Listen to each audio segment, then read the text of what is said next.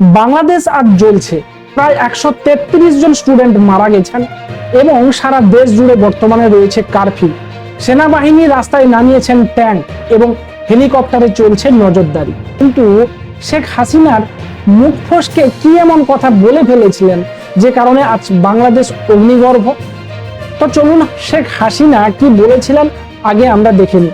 যারা কোটা বিরোধী আন্দোলন করছেন তারা সব সমাধান আপনার কাছে চান, তারা আদালতের পথে যেতে চান না এবং সমাধান নির্বাহী বিভাগের প্রধান হিসেবে প্রধানমন্ত্রী শেখ হাসিনা কোটা রাখবেন না কোটা রাখবেন না।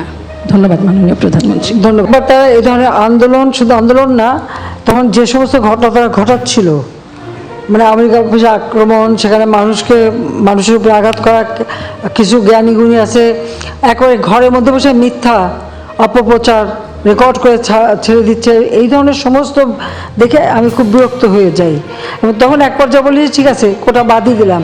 আমি দেওয়ার উদ্দেশ্যটা ছিল যে আগে দেখো কোটা বাদ দিলে কী অবস্থা হয়, তখন কী অবস্থা হয়েছে, বেশি দূর যাওয়া লাগবে না। এবারেই দেখেন ফরেন সার্ভিসে মাত্র 2 জন মেয়ে চান্স পেয়েছে এবার, আর পুলিশ সার্ভিসে মাত্র 4 জন মেয়ে চান্স পেয়েছে। নারীর অধিকারের কথা বলি, সব ধরনের ব্যবস্থা রেখেছি। মুক্তিযুদ্ধের পর জাতির পিতাই তো বিশেষ করে সেই নির্যাতিত নারী সহ নারীদের জন্য চাকরির ক্ষেত্রে 10% রেখেছিলেন, মুক্তিযোদ্ধাদের জন্য 30% রেখেছিলেন। এখানে আমি যখন সরকারে আসি তখন থেকে আমার ইচ্ছে ছিল যে ঠিক আছে এই যে 30% যদি পূর্ণ না হয় বা 20% যে কোটাটা পূর্ণ না হবে, সেখানে যারা পরবর্তী থাকবে তালিকায় তাদের ভিতর থেকে সেখানে নিয়োগ দেওয়া হবে।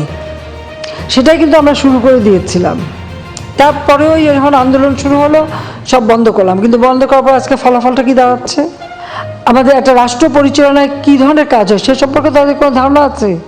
সে ধারণা তো আমরা দেখি না।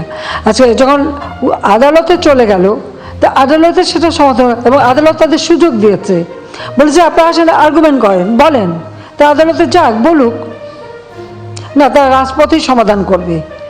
আর আমাকে বলছে, আমি সত্যি কথা বলতে কি, আদালত যখন কথা বলেছে, আদালতে যখন চলে গেছে, তার যখন রায় হয়েছে, তো সেই রায়ের বিরুদ্ধে এখন এই মুহূর্তে আমার তো দাঁড়ানোর কোনো অধিকার নাই।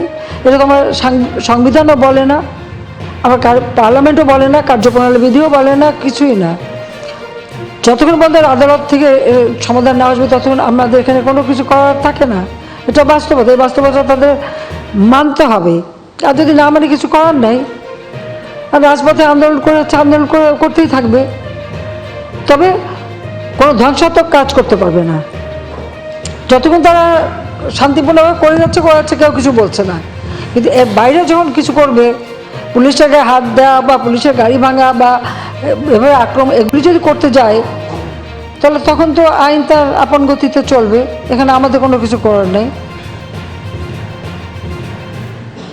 কোটা আন্দোলন করবার আগে তাদের তো পরীক্ষার রেজাল্টগুলি দেখে নেওয়া উচিত ছিল যে কোথায় তারা দাঁড়িয়েছে।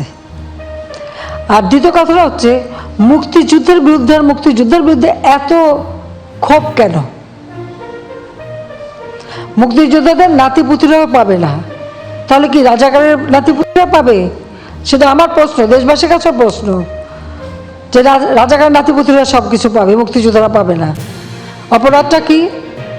নিজের জীবন বাজি রেখে, নিজের পরিবার সংসার সব কিছু ফেলে দিয়ে যারা মুক্তিযুদ্ধে অংশগ্রহণ করেছিল, দিন রাত খেয়ে না খেয়ে, কাদা মাটি ভেঙে, রোদ বৃষ্টি ঝড় সব মোকাবেলা করে যুদ্ধ করে এই দেশে বিজয় এনে দিয়েছিল। আর বিজয় এনে দিয়েছিল বলেই না আজকে সবাই উচ্চ পদে আসেন, আজকে গলাবারে কথা বলতে পারছে। ধরে তো পাকিস্তানিদের বুটের লাথি খেয়ে চলতে হতো। এখান থেকে পরিষ্কার বোঝা যাচ্ছে যে তিনি কোটা আন্দোলনকে সমর্থন করছিলেন না। তার কারণ দেশের মুক্তিযুদ্ধে যারা প্রাণ দিয়েছেন তাদের পাশে তিনি থাকতে চেয়েছেন। তিনি 2018 সালে কার্যত বাধ্য হয়েছিলেন কোটা ব্যবস্থাকে তুলে দিতে, কিন্তু এটা পুনরায় হাইকোর্টের নির্দেশে লাগু হয়ে যায়। কিন্তু এই রায়ে সহমত হতে পারেনি আন্দোলনকারীদের মধ্যে অনেকেই, তাই তারা সুপ্রিম কোর্টে গেছে। এখন সুপ্রিম কোর্ট যেটা রায় দেবে সেটাকে তিনি মেনে নেবেন। আন্দোলনকারীরা ভাবছে যে সুপ্রিম কোর্টে প্রধানমন্ত্রী প্রভাব খাটিয়ে এই রায়কে বহাল রেখে দিবেন, তাই তারা আন্দোলনে নেমেছেন। সবই ঠিকঠাক ছিল, প্রধানমন্ত্রী তার জায়গায় কূটনৈতিকভাবে বিষয়টাকে হ্যান্ডেল করছিলেন, কিন্তু তিনি হঠাৎই বলে বসেন যে মুক্তিযোদ্ধার নাতিপুতিরা চাকরি পাবে না তো কি রাজাকারদের নাতিপুতিরা চাকরি পাবে? আর এই রাজাকার হচ্ছে তারা যারা মুক্তিযুদ্ধের সময় পাকিস্তানকে সমর্থন করেছিল, পাকিস্তানের হয়ে কাজ করেছিল। আর প্রধানমন্ত্রীর এই মন্তব্যে খেপে যান কোটা বিরোধী আন্দোলনকারীরা। তারা মূলত এক্সট্রা বেগ পেয়ে যান আর বারুদের স্তূপে ফুলটা দিয়ে দেয় বা আগুনের স্ফুলিঙ্গ ছড়িয়ে দেয় এখানে বিরোধী গোষ্ঠী। যারা হাসিনা সরকার বিরোধী রয়েছে তারা কিন্তু এই বিষয়টাকে কাজে লাগায় এবং ছাত্রদেরকে উত্তপ্ত করে তোলে।